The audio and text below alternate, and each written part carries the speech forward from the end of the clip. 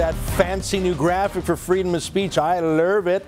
Unfortunately, we have to talk about freedom of speech almost every day because it's under attack all the time. Kathy Shaidle, welcome to the show. Thanks. You're our diversity consultant, our free speech consultant. How do you like the diversity of the Saudi culture when it comes to freedom of speech? Oh, it's pretty sad, isn't it? It's pretty sad. And then you have the diversity of the leftists in the world who aren't raising a hand to voice their opposition to the Saudi censors. Not just that, but the ad was about feminism. Exactly. And just the most basic feminism, like, can women go out, can women ever feel the breeze of the wind on their face? Can women ever feel the sun on their face? No, because you got to wear a burqa. Can women drive? Can women vote? Like, I'm not talking about super fancy pants feminism. I'm talking about basic rights. Yep, that's right. And Judy Rebick, answer your phone. Where the hell are the official feminists? Well, that's what I want to know, because yesterday you brought up Death of a Princess, which is the 20-year-old BBC documentary and about a Saudi princess who was killed because she had an affair.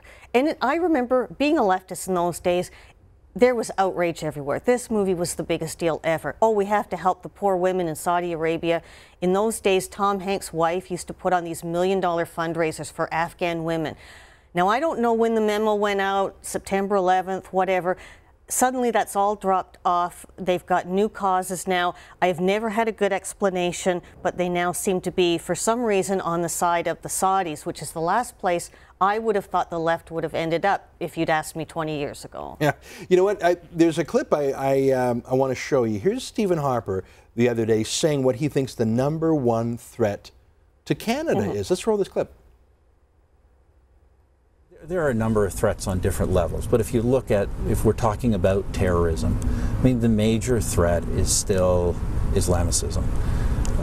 There are other threats out there, but that is the one that I can tell you occupies the security apparatus most regularly in terms of actual terrorist threats. Now he's talking about terrorist threats, and I'm not talking about terrorist threats, I'm talking about illegal jihad, lawfare. What surprised me, I mean, you heard my monologue, Jason Kenney, the greatest champion of liberty in this government, let's give him tremendous credit, and what he said was clearly not run by the diplomats first. Ron Ambrose sent me a note, clearly not approved by the PMO.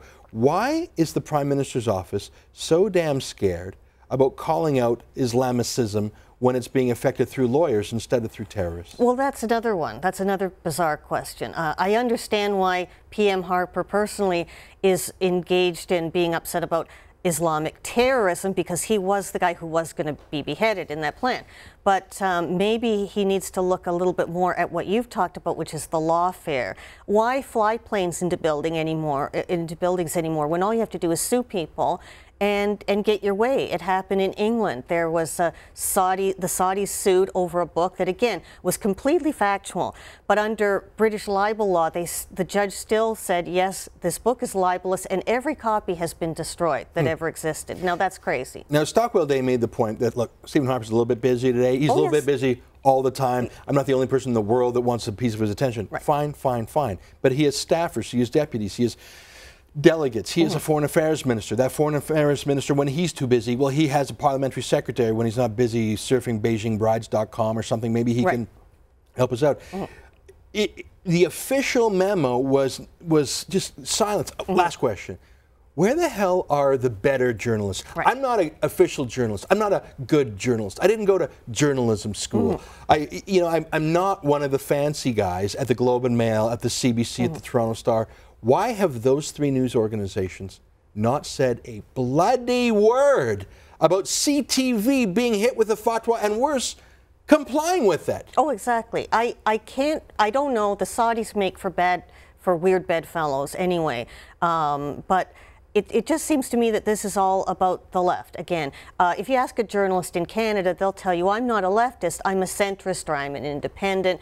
And all that really means is that they've never really met anyone who disagrees with them, so they must be centrist. But they are also following that bizarre, mysterious party line of don't offend the Saudis, don't offend Muslims, and it's patronizing, it's wrong-headed, and they're letting their own side down. They are supposed to be journalists too. I don't get it. This reminds me of that cartoon thing. On that day I learned that 99% of people who talk about journalistic ethics are full of it. Kathy Shaidle, thanks for being here. Hey folks, after the break we're going to shift gears a bit.